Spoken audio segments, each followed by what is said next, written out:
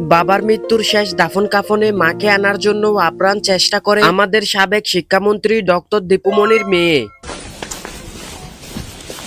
আসলে ডক্টর দীপুমনির মেয়ে সরকারের কাছে আবেদন করে তার মাকে 12 ঘন্টার জন্য প্যারোলে মুক্তি দেওয়া, এবং সরকার তার সেই আবেদনটা গ্রহণ করে। আমরা সরকারকে ধন্যবাদ জানাই যে দীপু আপাকে এই 12 ঘন্টা প্যারোলে মুক্তি করা হলো। শেষ পর্যন্ত ডক্টর দীপুমনি অংশগ্রহণ করতে পারে তার স্বামীর শেষ বিদায়ে। নিজের স্বামীর কবরে মাটি দিতে নিজেই মাটি তুলে অন্যদের হাতে। দীপুমনিকে সাংবাদিকেরা জিজ্ঞেস করে আপা কিছু বলবেন কিনা, তিনি শুধুমাত্র হাত দেখিয়ে মুচকি হাসেন। আপা কিছু বলবেন কিনা, কিছু বলবেন কিনা? আসলে এই সময় কাকে কখন কোন জায়গায় নিয়ে দাঁড় করায় সেটা কেউ বলতেই পারে না। একটা সময় এই ব্যক্তিটা ছিল পুরো বাংলাদেশের একজন শিক্ষামন্ত্রী, এখন সেই ব্যক্তিকে এই দিনের পর দিন জেলেই কাটাতে হচ্ছে। একটা ভিডিওতে দেখা গিয়েছে দীপুমনি সবার কাছে অনুরোধ করতেছে চলে যাওয়ার জন্য, কারণ তিনি তার পরিবারের সাথে 2টা মিনিট কথা বলতে চায়।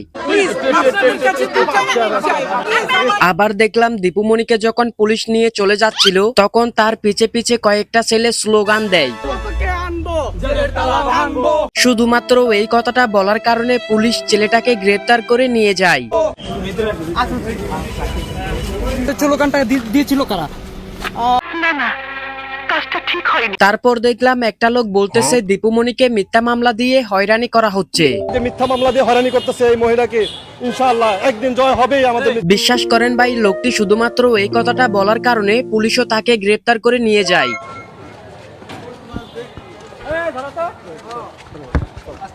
এইটা কি কোনো কথা? যদি আবার দেখা